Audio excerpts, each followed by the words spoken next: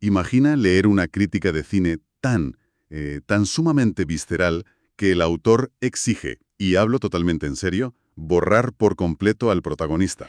Buf, sí, es una barbaridad. O sea, para intentar arreglar una de las películas musicales más icónicas de los años 70, pide que se regrabe toda la cinta entera, pero sin el personaje que le da nombre a la obra. Totalmente. Y esa es, sorprendentemente, solo una de las opiniones, digamos, más suaves y estructuradas que vamos a diseccionar hoy. Madre mía. Sí, sí.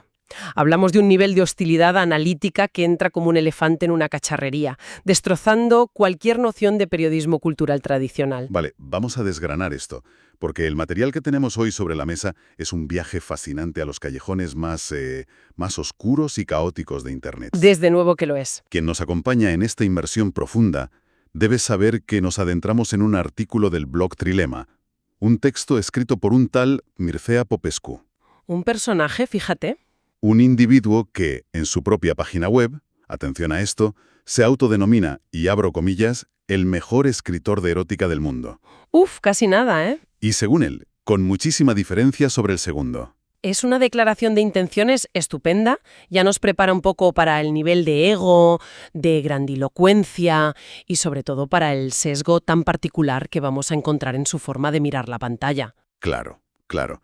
Pero, a ver, antes de meternos de lleno en el barro, creo que hay que hacer una advertencia crucial sobre el material de origen. Sí, me parece muy necesario, la verdad. Porque el texto que tenemos entre manos cruza muchísimas líneas rojas. Contiene lenguaje muy crudo, términos francamente despectivos, opiniones increíblemente polarizantes y atacos personales súper directos a artistas. Sí, hacia figuras públicas en general, no se corta un pelo. Exacto. Y nuestra intención aquí no es ni por asomo darle un altavoz a esos insultos, Por supuesto que no. ni tampoco respaldar el tono tan beligerante de este autor. Lo que buscamos es diseccionar cómo funciona esta hostilidad extrema. Queremos entender la psicología detrás de este tipo de texto. Claro, yo como analista veo vital mantener esa distancia. No estamos aquí para debatir si sus insultos son justos o no, sino para analizar el mecanismo de una crítica que, fíjate, busca provocar muchísima más indignación que reflexión. Ya está. Tenemos que entender la evolución de su obsesión. Ujú, el origen de todo. Exactamente. El texto analiza la trayectoria del director británico Ken Russell en los años 70. Y la tesis central de Popescu sobre Russell no es que fuera un mediocre desde el principio, ¿sabes? No, ¿qué va? De hecho, le reconoce un verdadero talento inicial. Sí, cita su película The Devils como ejemplo. Exacto. Pero luego, Popescu describe una transformación que él percibe no como una evolución artística lógica, sino como, literal, pura y dura putrefacción. Lo fascinante aquí es la rigidez absoluta de esa mirada, ¿verdad? Totalmente. Lo fascinante aquí es que, para la historia del cine, los 70 son la década dorada de la experimentación de Ken Russell. Sus películas rompían barreras narrativas, visuales, todo. Claro, eran la vanguardia. Pero en el ecosistema mental de Popescu, la palabra experimentación simplemente no existe. O sea, el cambio es equivalente a la traición pura y dura. Es que utiliza una metáfora gráfica que, es difícil de quitarse de la cabeza. Compara la carrera de Russell con una boñiga fresca. Madre mía, qué imagen. Sí, sí.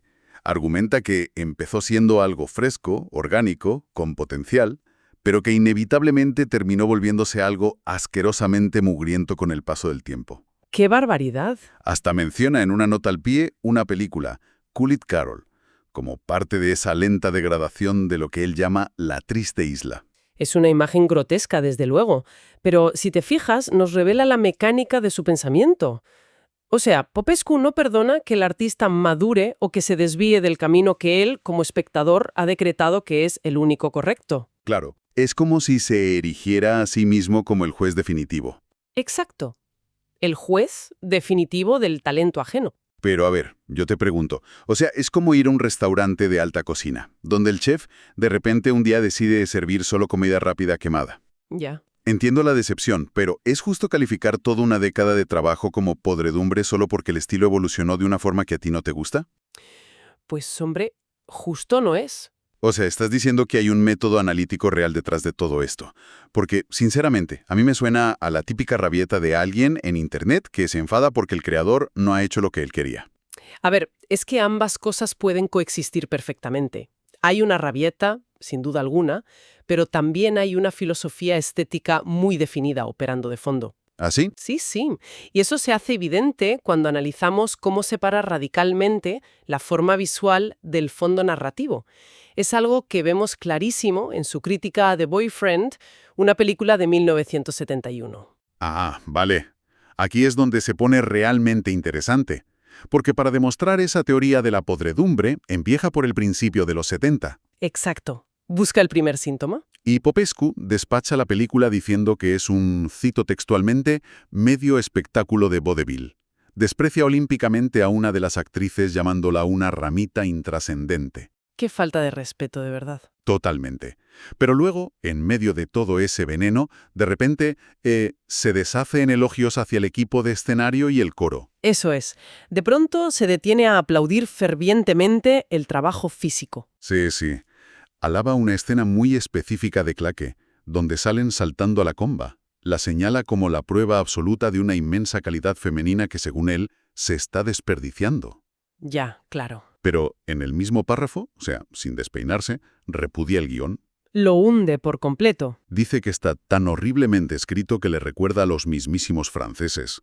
Que, a ver, intuyo que en su universo personal es el insulto narrativo supremo, ¿no?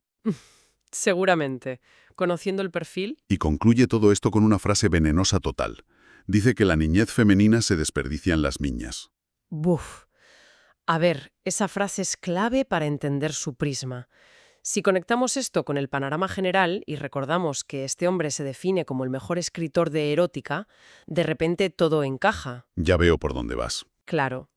Su sesgo cognitivo le hace priorizar el estímulo visual y físico, especialmente el cuerpo femenino en movimiento, por encima de cualquier desarrollo intelectual de la trama. O sea que su problema real no es que la película esté mal hecha técnicamente. No, para nada. Su problema es que la narrativa interfiere con el espectáculo visual que él quiere consumir. Precisamente. O sea, para él, si el esqueleto de la película, el guión, el desarrollo de personajes, si eso no está subordinado a la exhibición física que él valora, todo el mérito escénico colapsa. ¡Qué fuerte! Es que Ken Russell tenía los elementos visuales, pero Popescu siente que los malgastó intentando contar una historia que a él sencillamente no le interesaba. Es una visión reductiva al extremo, la verdad. Muchísimo. Y esta desconexión entre lo visual y lo narrativo nos lleva al siguiente nivel de su obsesión, o sea, la destrucción total del viaje del héroe. Ya entramos en terreno pantanoso.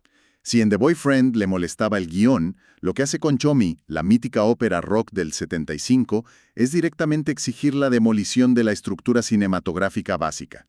Aquí es donde la crítica abandona la mera decepción, y entra directamente en el territorio del absurdo, de la exigencia irreal. Es que lo califica como un desperdicio épico que confunde a la imaginación. El nivel de indignación de este hombre es astronómico. Ya te digo. La película cuenta con estrellas arrolladoras. Tienes a Anne Margaret, tienes a Tina Turner, y Popescu entra en cólera por cómo Russell las utiliza.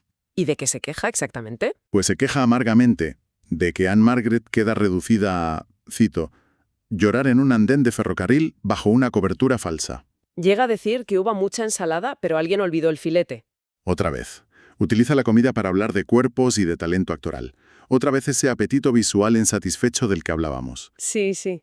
Pero lo delirante, la verdadera chiflarura, es su propuesta de arreglo. Porque exige que la película se vuelva a grabar, ojo a esto, sin el personaje principal. Sin Tommy. Exacto. Llama a Tommy un aspirante a Hamlet descafeinado y encima pide que se ruede sin los vestidos. Madre mía. Es decir, pide despojar a la película de su núcleo temático, borrar a su protagonista y quitar el vestuario, solo para dejar a las actrices en bruto. Es que yo no compro esa idea en absoluto. A ver, entiendo la frustración si crees que un director no ha aprovechado a un buen actor. Te lo compro. Claro, eso es lícito. Pero no puedes decir que entiendes de cine y luego sugerir que borren al personaje principal de una película que literalmente lleva su nombre.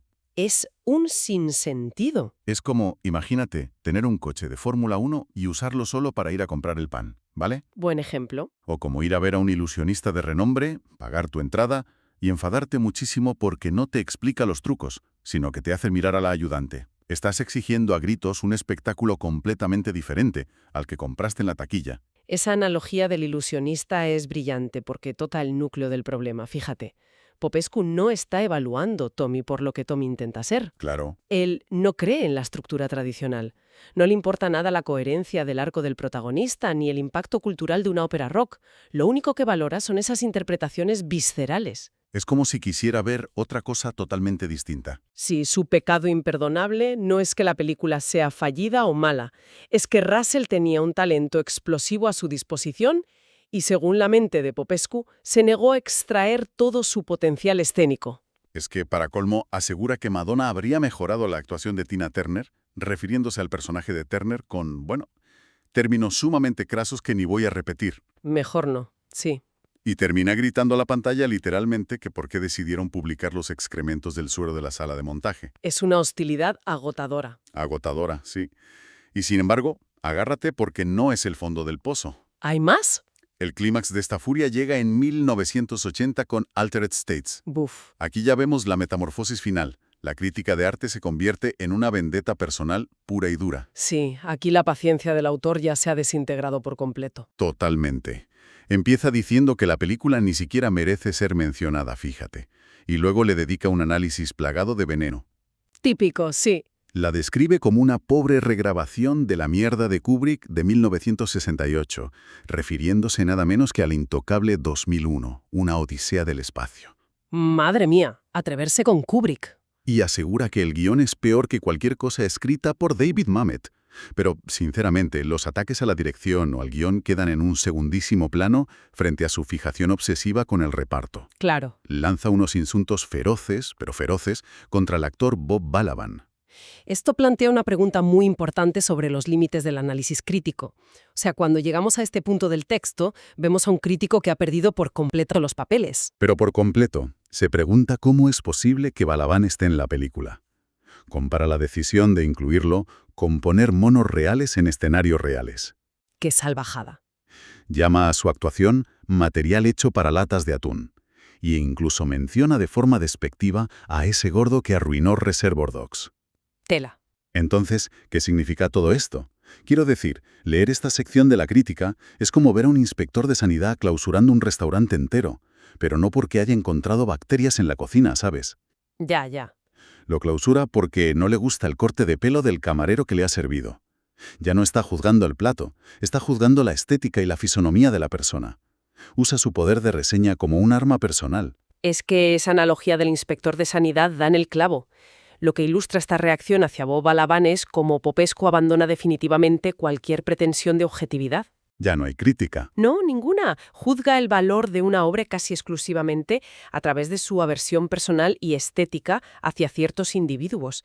Es el crítico elevándose por encima de la obra. Como si fuera más importante él que la película. Eso es. Utiliza la película únicamente como un saco de boxeo para proyectar sus propias fobias, sus prejuicios.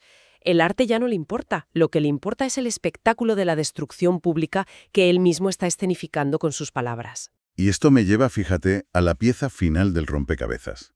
Porque no podemos entender este nivel de toxicidad y esta necesidad de escenificar una destrucción pública sin mirar el entorno donde se publica. El contexto, claro. El texto no existe en el vacío, existe en el blog Trilema. Y la comunidad de ese blog, la verdad, lo explica todo. Sí, el contexto aquí es fundamental. Hay que entender que Trilema no es una revista académica. No responde a un consejo editorial ni tiene estándares éticos de publicación. Es un caos absoluto. O sea, Popescu se jacta de ser muy leído. En los comentarios alguien celebra que son el número 117 en Rusia, imagínate. Un orgullo, claro. Pero cuando te asomas a esa sección de comentarios, la mente te estalla. Ahí no hay debate cinematográfico. Que va, para nada. Hay una cacofonía de Internet salvaje. Tienes bots ofreciendo números de WhatsApp aleatorios, gente debatiendo súper acaloradamente sobre el software contable en Tweet. ¡Qué locura! Discusiones filosóficas sobre qué significa ser una celebridad en Gibraltar. Es un ecosistema profundamente surrealista. Un bazar de ideas inconexas, de spam y de excentricidades que operan bajo sus propias reglas. Y es que incluso hay bromas visuales en los comentarios sobre un pálido Danny DeVito con un traje de terciopelo púrpura arrugado. Es de locos. Y en medio de este circo absoluto se asienta la crítica de Popescu. Y ese es precisamente el punto. O sea, la naturaleza cruda, sin filtros y deliberadamente beligerante de la comunidad de Trilema Es lo que alimenta, legitima y demanda el tono de la reseña. Claro, el público pide sangre. Exacto.